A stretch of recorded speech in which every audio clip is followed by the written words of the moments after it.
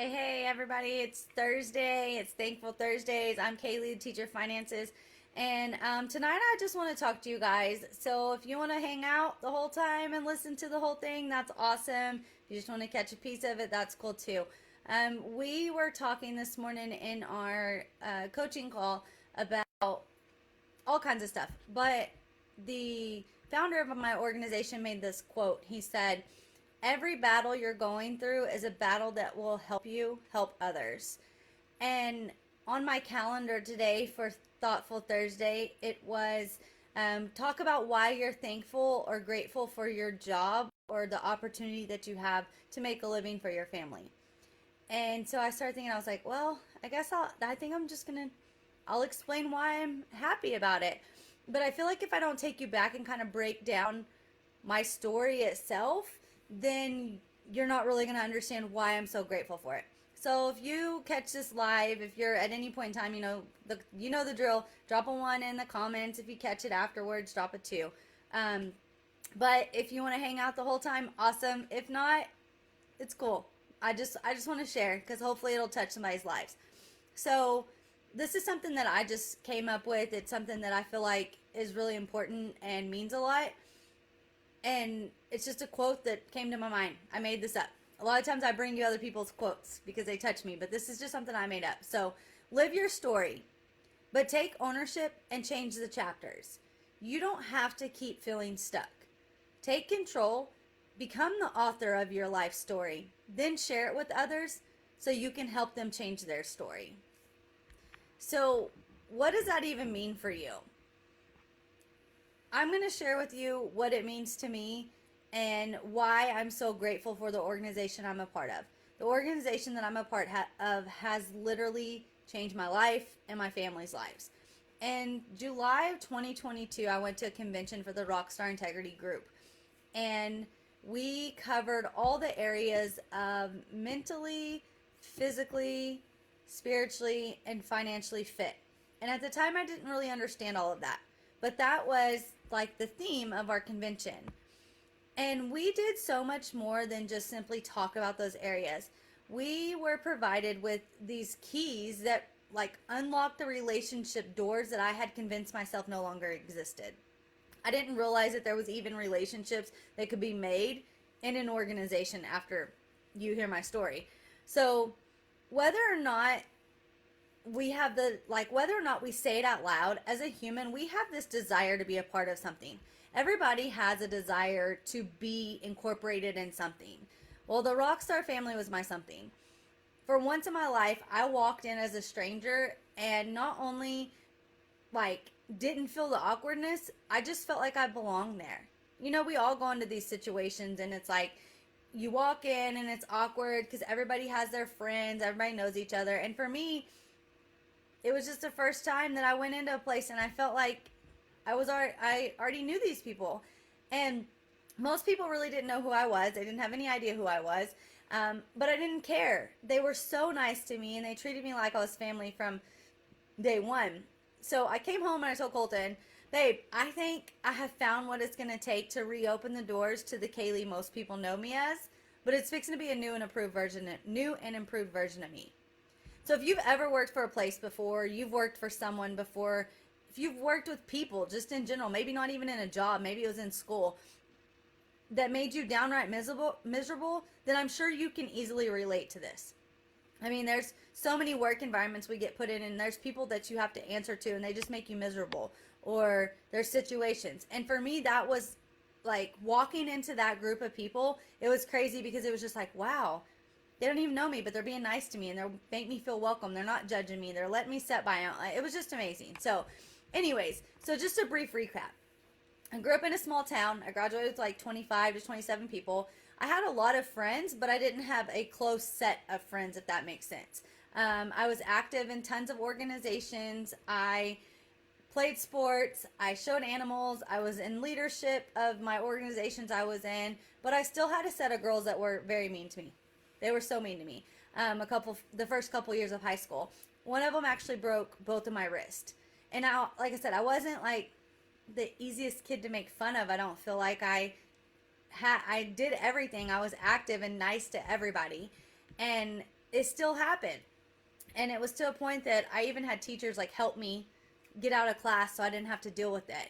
But then I graduated, of course, and I moved off to Stillwater. I met Kyra's dad. We got married. Granted, that marriage would have never lasted. But I was young. I was like 19 and something like that. But everything happens for a reason, right?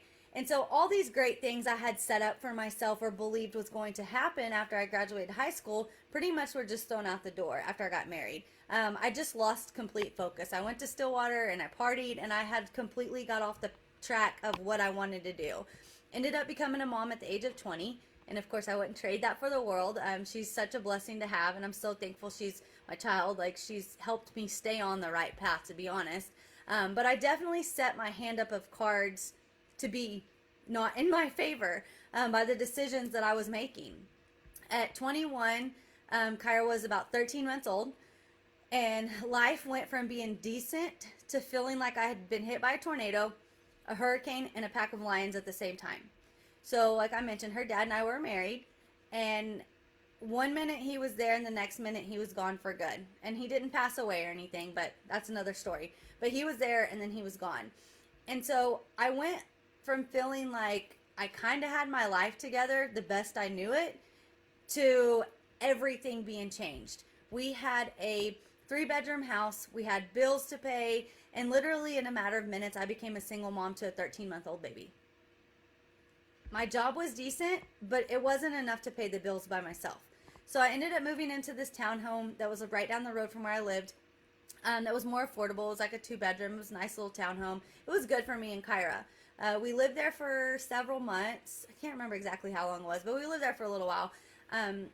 But as a single mom, going through all of this at age 21 and 22, things were super, super hard.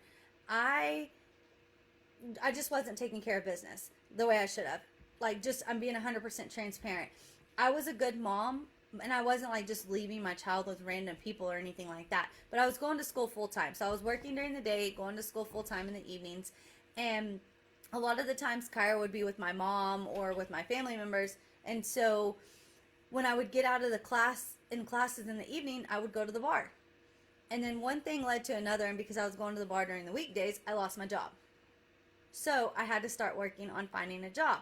Well, I had time off, and so I came to Wichita to see family and stuff and spend some time with family, and we were planning a trip to Broken Bow as a family. So I came to Texas, hung out with my Texas family for a little bit, and then I was going back to Oklahoma for us to go on this trip. And I got a call. This was literally a week apart, y'all. I got a call that next week telling me that our townhouse had caught on fire. And that everything wasn't destroyed, but we weren't going to be able to live there anymore, obviously.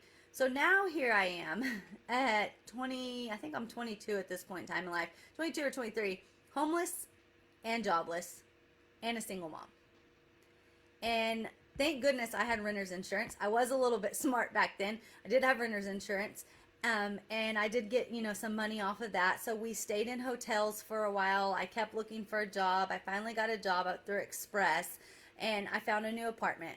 This is actually the funny thing, is this is where Colton came into play of our lives. His sister was my best friend growing up through high school, and we have always known each other. I say always, since we were like, I think I was 13 or 14 or something whenever they moved to our school. But we have known each other since we were kids pretty much. And I went to her bridal shower, and he was there, and we just reconnected, and we kind of had a little thing for a while, but the timing wasn't right. Like, he was into stuff and I was into stuff, and it just wasn't right. And so I was still in Oklahoma City at the time, and I tried getting myself together, but the job that I was working was like a cubicle job, and it was like 8 to 5, and you got 10-minute break here and it was so rough.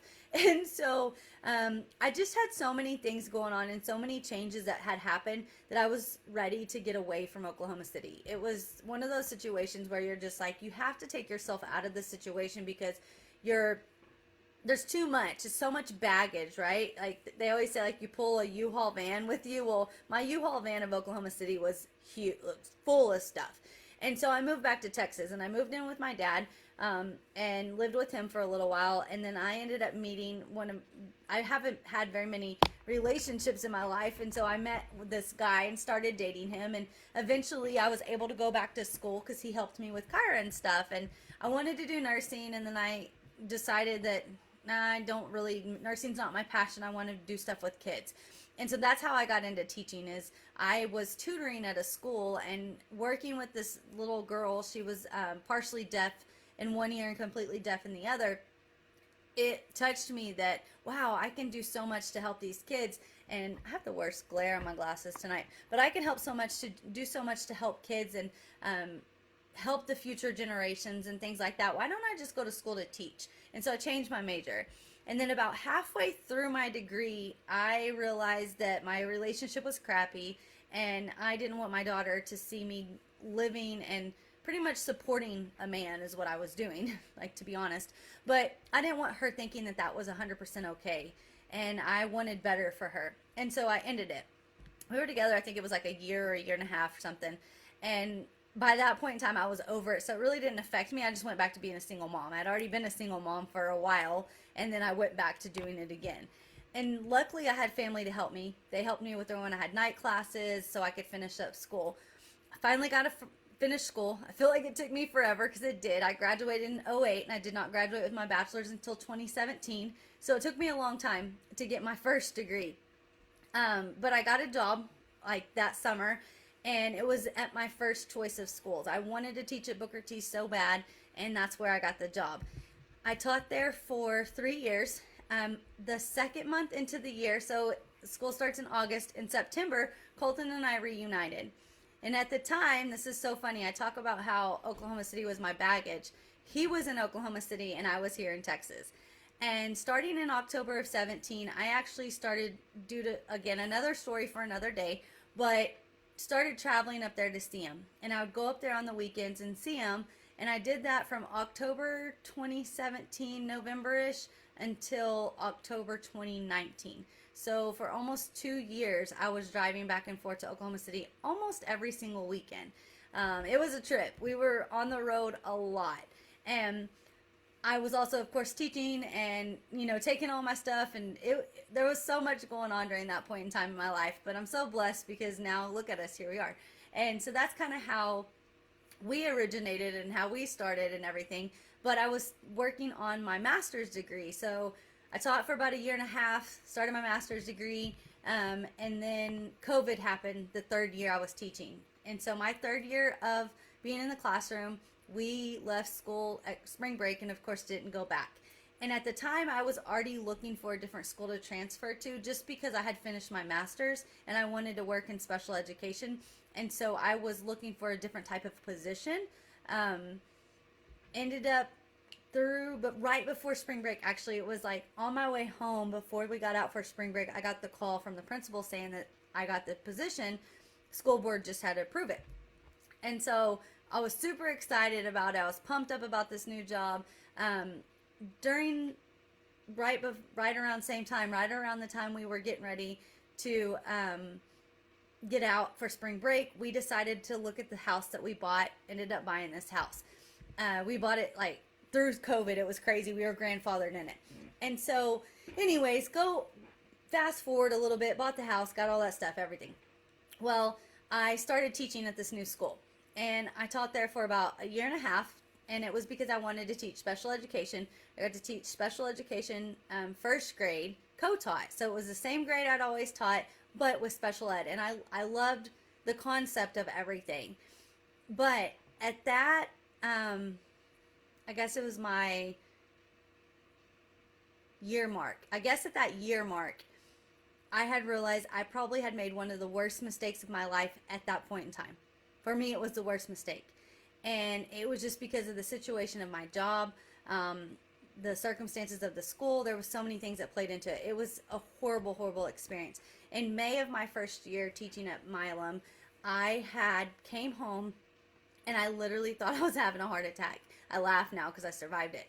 But I thought I was having a heart attack. And Colton's like, what's wrong? And I'm like, I don't know. My chest is killing me.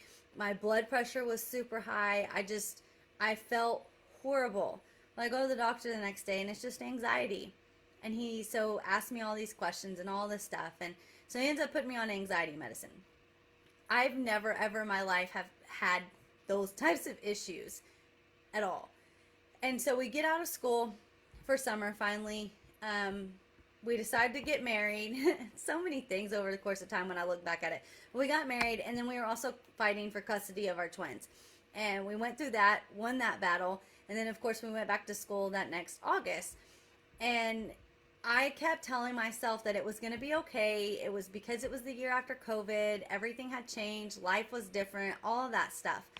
And it wasn't. It was twice as bad when I went back. I felt like everything every day was always wrong. Like I felt like there was no support, constant nagging, lots of talking behind coworkers' backs, just a whole lot of very unfortunate situations, and then just a lot of disconnected relationships. And there was so much of the disconnect and negativity that I would bring it home all the time. And around October, we bought our gutter business. And if you've ever owned a business, you understand how difficult owning a business can be. But with the gutter business stress, and I was going to school for my doctorate's degree, and then being in the situation I was in with work, it just caused a lot of frustrations with us. And as time went on within that year, I guess it was September when we bought the business, but still, you get the point, in the fall. As time went on, my mental health like spiraled completely out of control. I was super, super stressed. I was taking doctoral classes. We had the gutter business. I was running the t-shirt business. We just had a lot going on. And I always had I've always been a happy person. Such a happy person. And I'd never felt the way I felt during these times.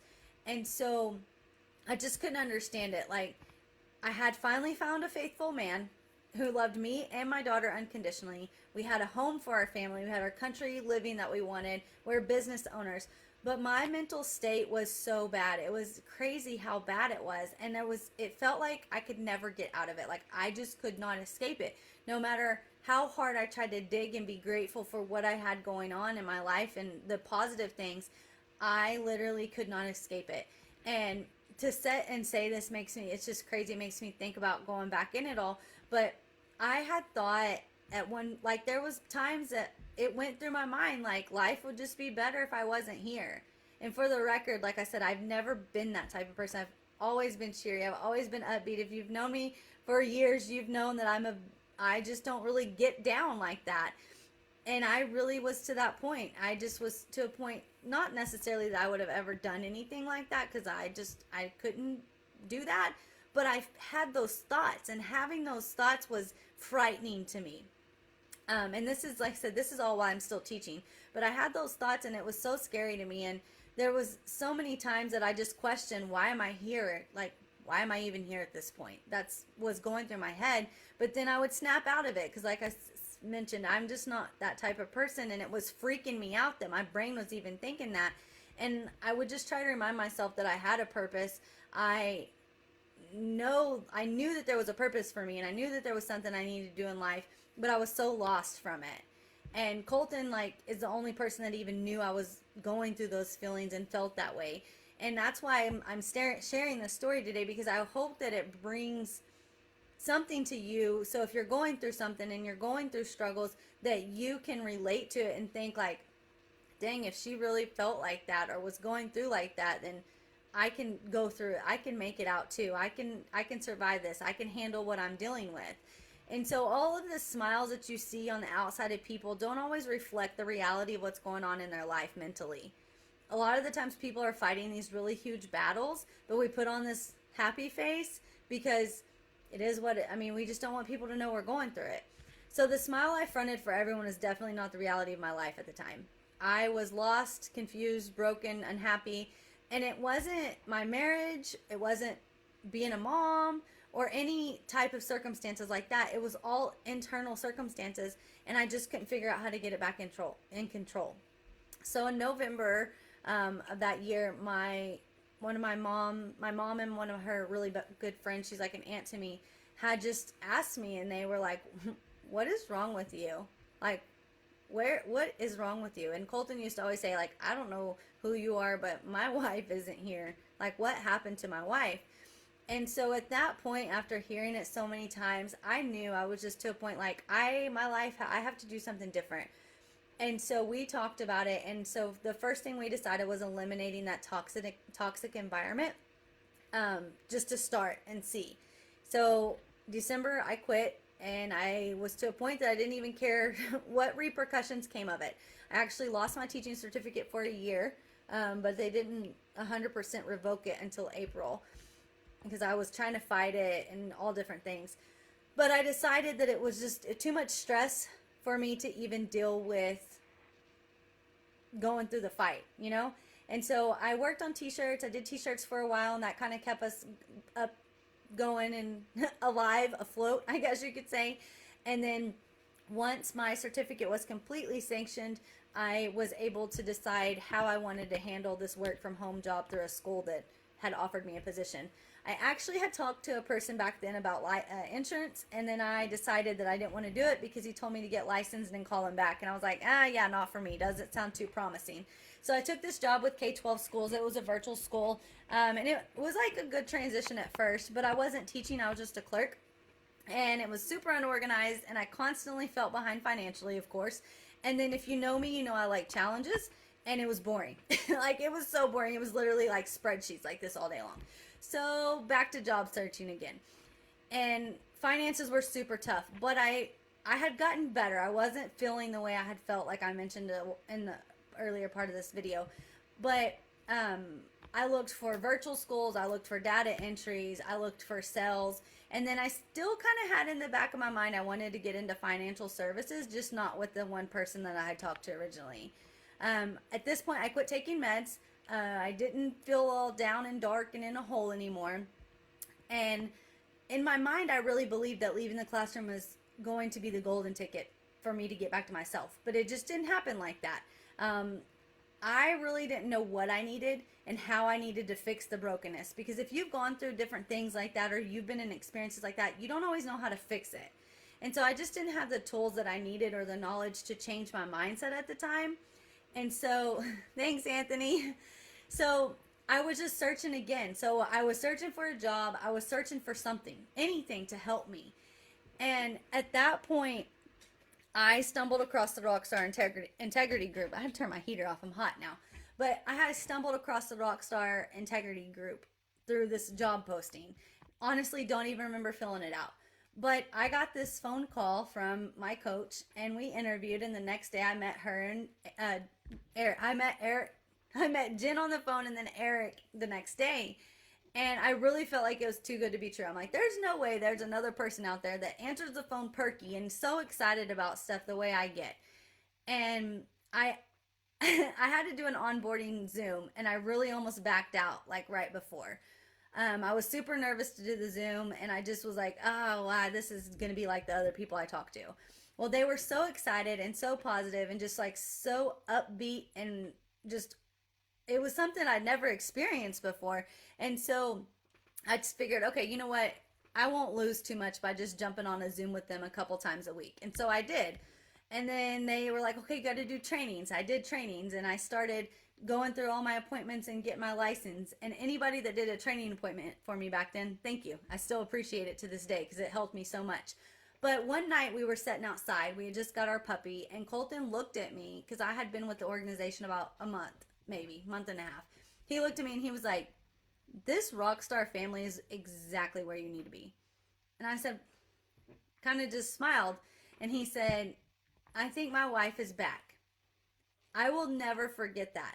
And so again, this is why I'm sharing my story, because you can find an opportunity. It doesn't have to be my opportunity because not everyone's fit for what I do, but you can find an opportunity, or you can find groups of people and crowds that make you feel like you again, that help you find yourself. Well, Eric and Jen kept talking about the importance of the convention I mentioned at the beginning of this video, and they offered for me to carpool with them. So I tell Colton, I'm like, hey, babe, Eric and Jen said that we need to be at this convention, and they'll do whatever they need to do to help us get there. I said, I want to go. And I said, they'll let me carpool. And he's like, well, if that's what you want to do. So I drive to Dallas, jump in with them, and I went to the convention. And when I say that convention was a life changer, it wasn't just a life changer for myself, it was for my whole family. When I got home from New Braunfels, my whole body, I felt like was on fire. I was just on top of the world with everything going on. And I came home and I told Colton all about it because he hadn't bought into the situation yet. He knew that I was changing. He could tell that I was finding myself again, but it hadn't been long enough for him to really buy into the situation until I went to convention. And once I came home, I told him, like, I'm finally unlocked the doors to these unlimited tools of resources that are not only going to fix me, but eliminate the brokenness that had taken over my whole personality. And so what I do for work now is way beyond just selling life insurance policies. It's not just the money side of it. It's the group of people in my organization. They have hearts of gratitudes. They care about everyone that walks through the door. It doesn't matter. We have a Zoom Monday through Thursday, and new people are on there. We're welcoming them. Like, it doesn't matter who you are. It doesn't matter what your background is. None of it. It doesn't matter. There's no more talking behind people's back. There's no more pettiness. It's just a place that I'm actually loved and cared about. And it's a place that finds the best in everyone. So if you like, they're a part of our organization, they're going to find the best in you.